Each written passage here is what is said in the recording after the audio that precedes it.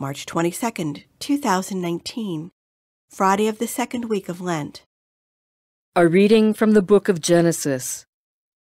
Israel loved Joseph best of all his sons, for he was the child of his old age, and he had made him a long tunic. When his brothers saw that their father loved him best of all his sons, they hated him so much that they would not even greet him. One day, when his brothers had gone to pasture their father's flocks at Shechem, Israel said to Joseph, "Your brothers, you know, are tending our flocks at Shechem.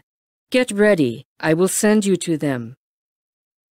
So Joseph went after his brothers and caught up with them in Dothan.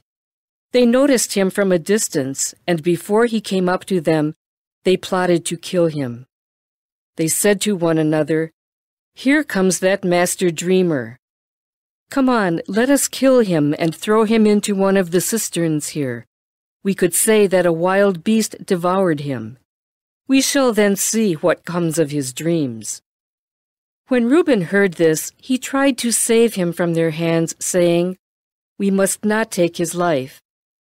Instead of shedding blood, he continued, "Just throw him into that cistern there in the desert, but do not kill him outright."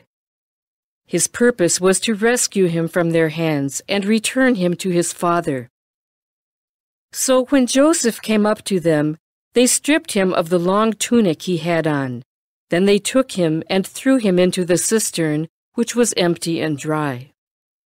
They then sat down to their meal.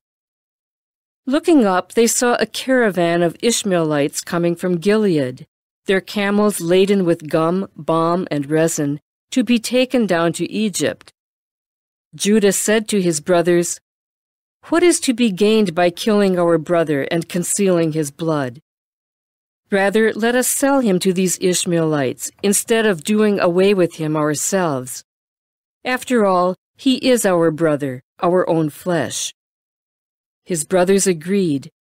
They sold Joseph to the Ishmaelites for 20 pieces of silver. The word of the Lord. The response is, "Remember the marvels the Lord has done." When the Lord called down a famine on the land and ruined the crop that sustained them, he sent a man before them, Joseph, sold as a slave. Remember the marvels the Lord has done. They had weighed him down with feathers, and he was bound with chains, till his prediction came to pass, and the word of the Lord proved him true. Remember the marvels the Lord has done. The king sent and released him. The ruler of the people set him free. He made him lord of his house and ruler of all his possessions. Remember the marvels the Lord has done.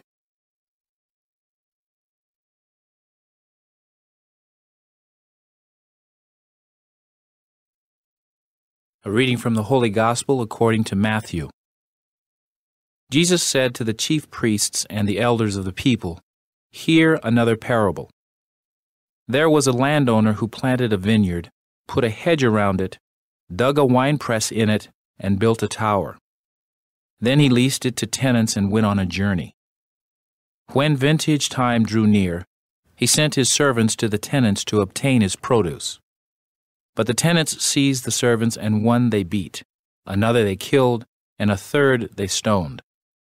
Again he sent other servants, more numerous than the first ones, but they treated them in the same way. Finally, he sent his son to them, thinking, 'They will respect my son.' But when the tenants saw the son, they said to one another, 'This is the heir. Come, let us kill him and acquire his inheritance.' They seized him, threw him out of the vineyard, and killed him. What will the owner of the vineyard do to those tenants when he comes?" They answered him, "He will put those wretched men to a wretched death and lease his vineyard to other tenants, who will give him the produce at the proper times." Jesus said to them, "Did you never read in the Scriptures, 'The stone that the builders rejected has become the cornerstone. By the Lord has this been done, and it is wonderful in our eyes.' Therefore I say to you, the kingdom of God will be taken away from you and given to a people that will produce its fruit." When the chief priests and the Pharisees heard his parables, they knew that he was speaking about them. And although they were attempting to arrest him, they feared the crowds, for they regarded him as a prophet. The Gospel of the Lord.